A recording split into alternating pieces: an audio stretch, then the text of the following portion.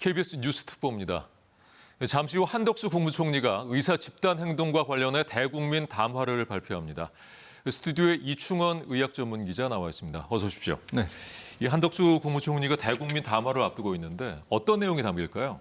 일단 20일부터 전공의 집단 행동이 예고돼 있어서 좀 자제를 촉구하고 또 필수 의료와 지역 의료를 살리기 위해서 의료 개혁이 굉장히 필요하다. 이를 위해서는 의대 정원의 증원이 반드시 필요하다라고 그런 내용이 담길 것 같습니다. 네.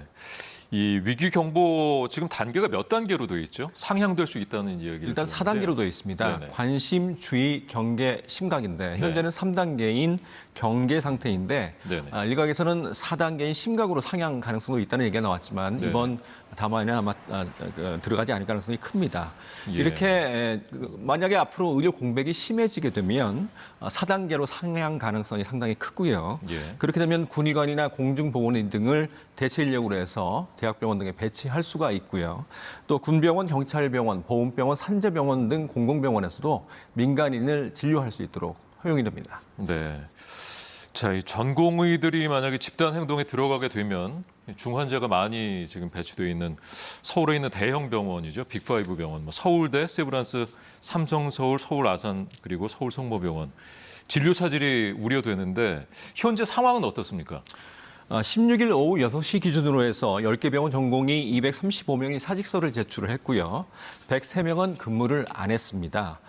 전공의들은 20일 새벽부터 집단 행동, 그러니까 파업을 하겠다 이렇게 가능성을 열어두고 있는 상태인데 일부 병원에선 다음 주 초에 입원해서 수술 예정인 환자들에게 전화로 일단 통보를 한 것 같습니다. 입원해서 수술을 하는 그런 환자들에게 연기가 될 수도 있다. 라고 통보를 했다고 합니다.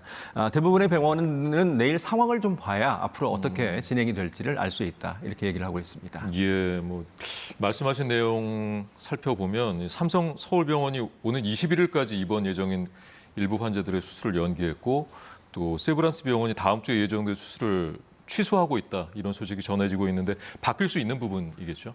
매우 유동적이고요. 아주 일부에서만 그렇게 지금 상황이 파악되고 있습니다. 삼성 서울병원 같은 경우는 한 10%에서 20% 정도의 입원 예정 환자들한테 연기가 될 수도 있다. 이 정도의 양해를 구한 것 같습니다. 예, 관련해서 정부는 어떤 대응을 하고 있습니까? 일단 정부는 사직서를 내고 근무를 하지 않은 전공의들에 대해선 이미 업무 개시 명령을 내렸습니다. 보건복지부는 전국 수련병원, 그러니까 레지던트들이 근무하는 수련병원에게 매일 전공의 근무 상황을 문서로 보고하라 이렇게 지시를 내린 상태입니다. 네, 그렇다면은 전공의가 업무 개시 명령을 어기고 복귀하지 않을 경우에 어떤 처벌을 받을 수 있을까요? 의료법의 업무 개시 명령 위반 의료인은 1년 이하의 자격 정지, 그러니까 의사면허 정지죠. 그다음 3년 이하의 징역, 3천만 원 이하의 벌금이 가능하도록 되어 있습니다. 혹시 재판에 넘겨져서 1심에서 금고 이상의 판결을 받을 경우엔 의사면허 취소도 가능합니다. 네, 지금 그 서울 종로구에 있는 정부 서울청사의 모습이 비춰지고 있는데요. 잠시 뒤에 한덕수 국무총리가 대국민 담화를 준비하고 있습니다. 그러면 다음 질문을 드리겠습니다. 이 정부의 대응에도 불구하고 집단 행동이 현실화가 된다 했을 때 큰 병원에서 진료 차질이 분명히 예상되는 부분 아니겠습니까? 큰 병원에서는 이제 중환자실이 매우 중요하죠. 중환자실 야간 당직, 그다음 휴일 당직은 누가 서겠습니까? 전공의들이 이제 주로 콜을 받고 환자 위급한 상황이 왔을 때 대응을 합니다. 응급실도 마찬가지입니다. 응급실도 낮에도 물론이고 야간, 휴일 당직은 거의 전공의들이 씁니다. 그렇게 되면 만약 이런 전공의들이 다 빠져나간다고 하면 중환자실이 제대로 돌아갈 수가 없을 테고요. 그렇다면 중환자실이 필요한 환자가 입원을 하지 못합니다. 그렇겠죠? 그런데 이제 수술을 하는 경우 중환자실로 바로 가는 경우가 있습니다. 상태가 안 좋아서. 그렇다면 수술도 연기될 가능성이 상당히 큽니다. 네, 알겠습니다. 존경하는 국민 여러분, 저는 오늘 참으로 절박한 마음으로 의료 개혁에 대한 정부의 입장을 말씀드리고자 이 자리에 섰습니다. 의료계 일부가 의대 정원 확대에 반대하며 집단 행동을 거론하고 있습니다. 또한 의대생들이 동맹 휴학을 결의하고 일부 전공의들이 사직서를 제출하는 혼란스러운 상황이 이어지고 있습니다.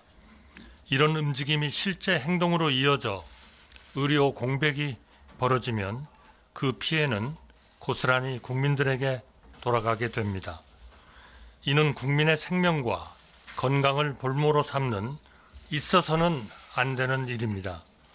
지금 우리 의료 체계는 위기에 놓여 있습니다. 환자와 의사가 다 같이 심각한 괴로움을 겪고 있습니다. 촌각을 다투는 중증 응급 환자가 제때 치료를 받지 못해 돌아가신 일이 여러 번 있었습니다. 소아과 오픈런, 수도권 원정 치료는 물론 산모들이 분만할 병원을 멀리까지 찾아다니는 일이 벌어지고 있습니다. 의사들도 고통을 겪고 있습니다. 필수 의료와 지방 의료처럼 국민이 꼭 필요로 하는 분야에 종사하시는 의료진들이 충분한 보상도 받지 못하면서 밤샘 근무, 장시간 수술, 의료 소송 불안감에 지쳐가고 있습니다. 고령 인구가 늘어나고 의료 수요와 기대 수준은 높아지는데 낡고 불합리한 의료 체계는 그대로 둔 채 의사 개개인의 헌신과 희생에 의존해온 탓입니다. 젊은 시절 사람을 살리겠다는 꿈을 갖고 심장내과를 택한 의사가 자녀 졸업식에 한 번도 가보지 못했다고 한탄하시는 말씀에 우리 모두 마음이 무거워지지 않을 수 없습니다. 경무에 지친 전공의들의 목소리도 더는 외면하기 어렵습니다. 국민 여러분, 우리는 지금 의료 개혁을 통해 이런 문제를 해결해야만 하는 순간에 와 있습니다. 필수 의료와 지역 의료를 살리기 위한 의료 개혁은 더 이상 늦출 수 없는 시대적 과제입니다. 저는 이 자리를 통해 의료 개혁의 방향에 대한 정부의 입장을 분명히 하고 국민 여러분의 이해를 구하고자 합니다. 첫째, 의대 정원 확대는 더 늦출 수 없습니다. 절대적인 의사 수가 확보되지 않는다면 의료 개혁은 절대 성공할 수 없습니다. 우리나라 의대 정원은 1998년 증원 이후 27년간 한 명도 늘지 않았습니다. 오히려 의학분업 이후 정원을 감축하여 2006년부터 지난 19년간 감소된 상태로 유지되어 왔습니다.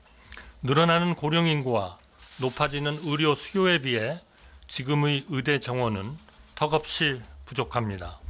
지금 이 상태가 지속된다면 2035년에는 의사가 1만 5천 명 부족할 것으로 보입니다. 불과 10년 안쪽에 닥쳐올 현실입니다. 전문의를 배출하는 데 소요되는 시간을 고려한다면 의대 정원 확대는 더 이상 지체할 수 없습니다. 환자들만 고령화하고 있는 게 아니라 의사들 역시 빠르게 고령화하고 있어 더욱 그렇습니다. 둘째, 정원을 늘리는 데 그치지 않고 교육의 질을 확실히 보장하겠습니다. 일각에서는 갑작스러운 증원으로 인하여 의학 교육의 질이 하락하는 것 아닌가 우려하시는 것으로 알고 있습니다. 하지만 2,000명이라는 증원 규모는 정부가 독단적으로 정한 것이 아니라 국내 최고의 전문가들과 대학들이 장기간 신중하게 논의한 결과입니다. 우리나라 주요 의과대학의 대학들의 정원은 1980년대보다도 줄어든 상태입니다. 따라서 많은 의과대학들이 현재의 교육 여건과 기준을 준수하면서 더 많은 학생을 교육시킬 여력을 갖추고 있습니다. 또한 2년의 예과 과정이 있어 보완할 여유도 있습니다. 국민의 생명을 지키는 일은 정부의 존재 이유입니다. 각 대학이 과목별 교수를 늘리고 필수 의료와 실습 교육을 내실화할 수 있도록 정부가 전력을 기울여 지원할 계획입니다. 셋째, 4대 필수 의료 정책 패키지를 차질 없이 추진하겠습니다. 필수 의료와 지역 의료를 살리기 위해서는 의사수 증원뿐만 아니라 더 나은 환경에서 의사들이 소신껏 일할 수 있는 여건을 마련해야 한다는 점을 정부는 잘 알고 있습니다. 이에 정부는 지난 1년간 공들여 준비한 끝에 4대 필수 의료 정책 패키지를 마련하여 발표하였습니다. 이 패키지에는 의료계가 오랫동안 요구해온 개혁 정책이 폭넓게 담겨 있습니다. 우선 전공의들의 근무 여건을 개선하여 의료 현장의 번아웃을 방지하겠습니다. 또한 지방병원 육성과 필수 의사 확보를 통해 지역 의료를 살리겠습니다. 맞춤형 지역 수가 등 지역 의료 체계에 대한 투자를 확대하고 인재들이 지역에 정착할 수 있도록 지역 인재 전형 확대와 계약형 지역 필수 의사 제도도 실시하겠습니다. 아울러 의료사고 처리 특례법을 제정해 의료사고 안전망을 구축하겠습니다. 의사들이 형사처벌에 대해 과도하게 불안해하시는 일이 없이 안심하고 진료할 수 있는 환경을 만들어 가겠습니다. 무엇보다도 필수 의료 현장에서 고생하시는 의사들이 합당한 보상을 받을 수 있도록 2028년까지 10조 원 이상을 투입해 필수 의료 수가를 끌어올리겠습니다. 필수 의료에 고난도, 고위험 요소가 많다는 점을 감안하여 공공정책 수가 체계를 확대하여 추가 보상하겠습니다. 병원의 중증 필수 인프라를 유지하는 데 따른 적자를 사후에 보전해주는 대안적 지불 제도도 준비하고 있습니다. 이전에 시도하지 않은 획기적인 방식으로 과감하게 집중적으로 지원하겠습니다. 국민 여러분, 정부는 공허한 말로 의료개혁을 약속드리는 것이 아닙니다. 발표한 대책을 구체화하는데 이미 속도를 내고 있습니다. 지난 8일 법무부는 대검찰청에 중과실 없는 의료사고는 형을 감면하는 내용을 적극 적용하도록 지시하였습니다. 의료사고 처리 특례법 제정 작업도 추진하기 시작했습니다. 작년 초부터 소아, 산부인과, 중증 응급 등 필수 의료 분야의 수가를 과감하게 상향하고 있습니다. 추가 과제도 계속 발굴하고 있습니다. 존경하는 의사 여러분, 어려운 환경 속에서도 국민들의 생명과 안전을 지키기 위해 노력해 오신 것에 깊은 감사의 말씀을 드립니다. 여러분의 헌신과 희생이 있었기에 전대미문의 코로나19 팬데믹 또한 극복할 수 있었습니다. 의료개혁과 관련해 정부는 언제든지 대화하고 소통할 준비가 되어 있습니다. 집단 행동이 아닌 합리적인 토론과 대화를 통해 이견을 좁혀나가야 한다고 간곡히 당부드립니다. 정부는 열린 자세로 여러분들의 의견을 듣고 더 좋은 대안이 있다면 적극 수용하겠습니다. 특히 의료 현장의 최일선에서 뛰는 전공의들께 당부드립니다. 여러분의 노고를 국민들은 잘 알고 있습니다. 이러한 국민들의 마음과 믿음에 상처를 내지 말아 주십시오. 부디 의료 현장과 환자의 곁을 지켜주시기를 부탁드립니다. 존경하는 국민 여러분, 의료 현장에서 집단 행동이 일어날까 봐 불안해하시는 점을 잘 알고 있습니다. 정부는 어떤 경우에도 국민들의 생명을 지킬 수 있도록 철저히 대비하고 신속히 대응하겠습니다. 의대 정원 확대와 4대 필수 의료 패키지는 우리 아이들에게 더 건강한 대한민국을 물려주기 위해 꼭 필요한 정책입니다. 정부는 오로지 국민 여러분만 바라보며 흔들림 없이 의료 개혁을 완수하겠습니다. 감사합니다.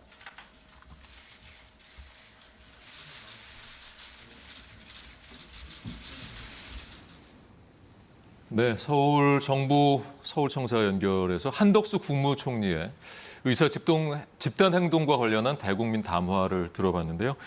이충원 기자, 이 총리 담화 내용 좀 정리해 볼까요?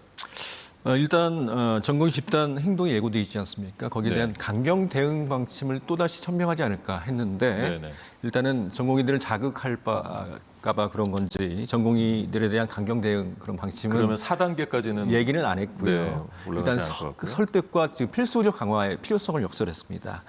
국민들에게는 필수 의료와 지역 의료를 살리기 위해서 의료 개혁이 지금 반드시 필요하다. 라는 필수성을 다시 한번 강조를 했고요.